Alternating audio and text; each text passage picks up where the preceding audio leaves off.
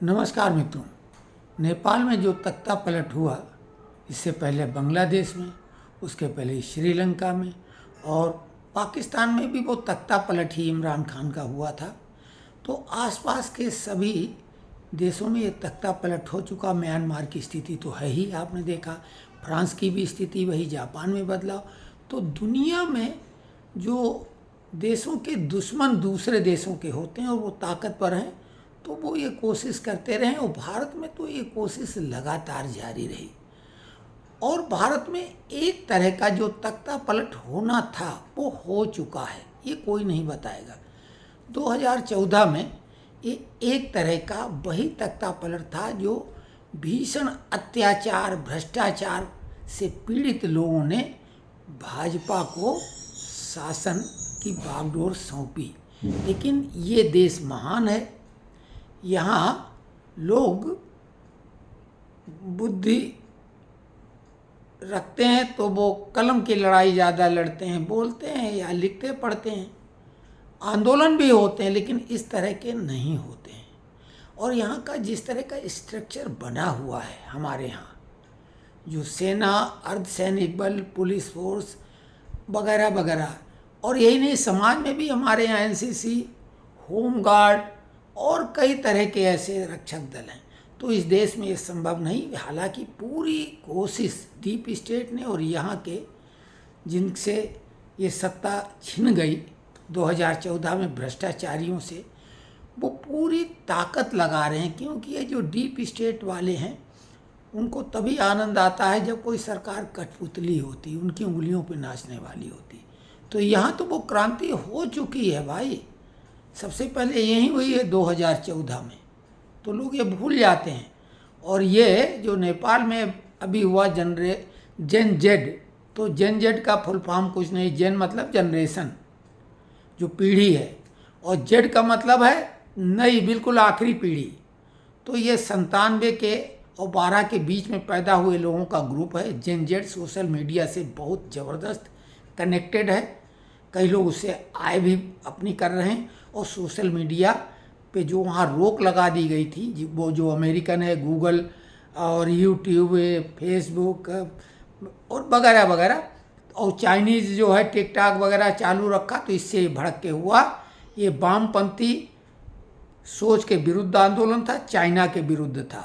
America का कितना role था या नहीं, वो बात की बात है। लेकिन जो ये हुआ है, ये अन्य जो देशों में तख्ता पलट हुआ उससे अलग है। इसमें इस्लामिक कोई रोल नहीं है और भारत के लिए अच्छी बात है। ये भगवा क्रांति है, क्योंकि अंततः जो लोग मंसूबा पाले हुए थे, भारत विरोधी वीरेंद्र शाह जैसे लोग किनारे कर दिए गए। सुप्रीम कोर्ट की चीफ जस्टिस, जो पहली महिला चीफ जस्टिस 1718 में बनी, सुशीला कार्की, जो कि बनारस हिंदू विश्वविद्यालय की पढ़ी हुई हैं, वो वहाँ की कमान संभालने जा रही। हालांकि ये अस्थाई कार्य है, ये मोहम्मद यूनिस की तरह लंबे समय तक अपना सिक्का नहीं चला पाएंगी। धीरे धीरे राजतंत्र वापस आएगा और देश हिंदू राष्ट्र बनेगा, जो कि शुभ संकेत हैं। रही बात भारत में मंसूबा पाले, तो ये जो खानदानी लोग, नेपोटिज्म था, उसके खिलाफ आंदोलन था, भ्रष्टाचार के खिलाफ था, जिसका प्रतीक कांग्रेस, सपा, बसपा, आरजेडी, टीएमसी, जितनी भारत की पार्टियां हैं, सब तो वही हैं। तो ये उन्हीं के खिलाफ था और 14 में ये हो चुका है यहाँ। तो यहाँ चिंता नहीं करो। और यहाँ चाहे भी तो ये जो कोशिश, किसान आंदोलन, छात्र आंदोलन और जो ये एनआरसी और जो ये सब शाहीन बाग, हो तो चुका प्रयास, कुछ नहीं यहाँ हो पाएगा, संभव नहीं है। तो आपको बता दें, जो भी कुछ हुआ है, ये शुभ संकेत हैं, कोई डरने घबराने की बात नहीं है।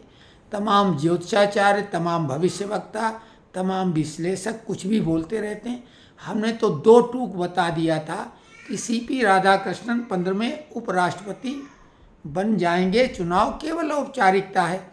और हमने घोषणा कर दी थी 121 मत।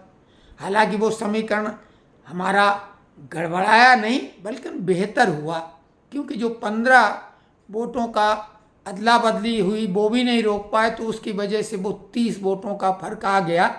अगर 30 वोट का वो अंतर न होता तो मामला 1 वोट का अंतर केवल हमारा रहता।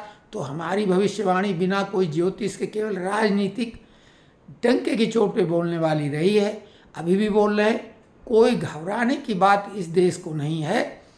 ये जरूर है कि भाजपा पता नहीं क्यों सोनिया और राहुल पे इतनी मेहरबान है, और वो इसलिए मेहरबान है कि कमज़ोर कप्तान है। नेपाल की तो स्थिति जिम्बाब्वे की क्रिकेट टीम जैसी थी, लगातार कप्तान बदलते रहे और नॉन प्लेइंग कैप्टन बन गया। जो कभी खेला नहीं वो कप्तान बना, सुशीला कार्की। तो ये ज़्यादा दिन तक तो नहीं रहेंगी, कार्यवाहक रहेंगी। हालांकि उनका ट्रैक रिकॉर्ड ठीक है, उनके पति कांग्रेस के वहाँ के नेता रहे हैं, उन पर गंभीर आरोप भी लगे, इनके ऊपर भी इम्पीचमेंट का आरोप लगा था। कोशिश की गई थी इनको महाअभियोग से हटाया जाए वगैरह वगैरह। तो नेपाल में अभी कुछ ज़्यादा कहने को नहीं। जेन जेड के बारे में बता रहे हैं। जेड मतलब आखिरी पीढ़ी, जैसे ABCD में जेड आखिरी अक्षर है, बिल्कुल ताज़ा तरीन पीढ़ी।